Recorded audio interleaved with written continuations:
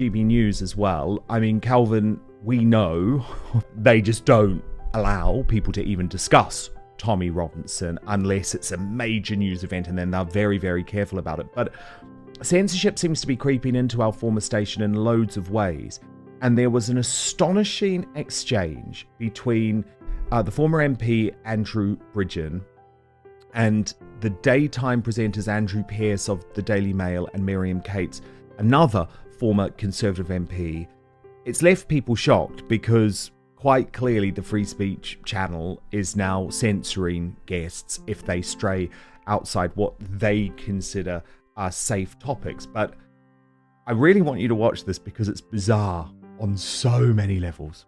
Video. I haven't watched the video, Andrew, no. Well, I really suggest you watch it, see the quality of the journalism, the quality of the undercover investigation, interviewing the headmaster of the school in question, who says that they've been paid money to keep quiet. They've all signed NDAs and taken £10,000 to stay quiet.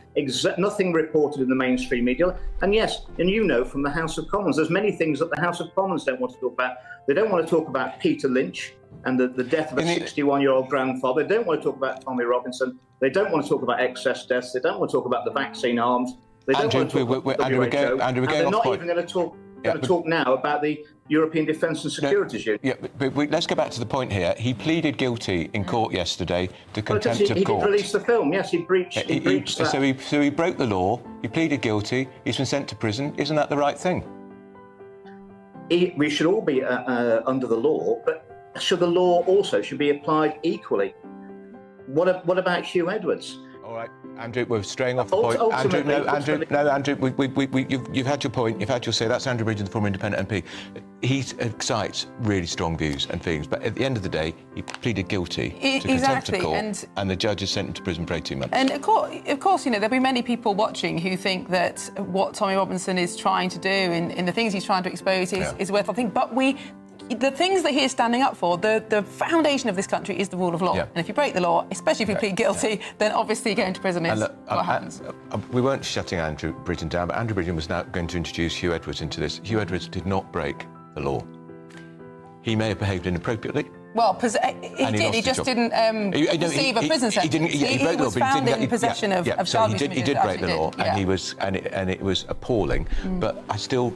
It's a different crime. It's a different crime. This was and contempt of court for judges is a very, very serious issue. It always.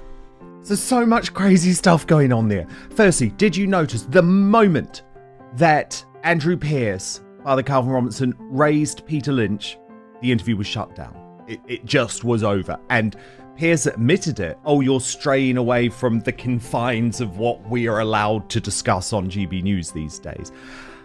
But what was even more astonishing was Pearce trying to defend Hugh Edwards as someone who had not broken the law when he pled guilty to make guilty as sin. I mean, Calvin, what was going on there? This is clearly a problem with modernity in that we don't know what morality means anymore because we don't talk about sin anymore, so we don't know what's right and wrong, we don't know what's good and bad, so we just say, well, was it legal? Like something being legal, people were forced to take the vaccine during the so-called pandemic. Was that right or was that wrong? Well, it was legal, but was it right? I don't think it was. There are many things that cross that boundary. We should have asked if something's moral or if something is ethical. What Andrew Pearce was doing there, I would say, was immoral and unethical. I would say he was being a nonce sympathizer, essentially. He was apologising for Hugh Edwards, who is a nonce, who is, a child abuser. He was sharing child abuse images. That is wrong, that's wicked, that's evil. We should all be against that. So for Andrew Pearce to be in favour of that, because he didn't break the law, he did break the law, but he got away with it, is what he's trying to say, whereas Tommy didn't get away with it. But Tommy's breaking of the law was a breaking of a clause of contempt, which isn't a serious thing, actually. It's something that judges hand out if you're speaking in court. They want you to be quiet. It's not a major federal crime. But the problem is Tommy broke that because he was releasing the truth and they did not want the truth released. So actually, he broke an immoral law, and breaking an immoral law is always a good thing. We have a duty to obey laws that are moral and right and just. We have a duty to disobey immoral laws. If the old argument of just following orders no longer applies post World War II, we live in a very different society. So Andrew Pierce and his non-sympathizing needs to catch up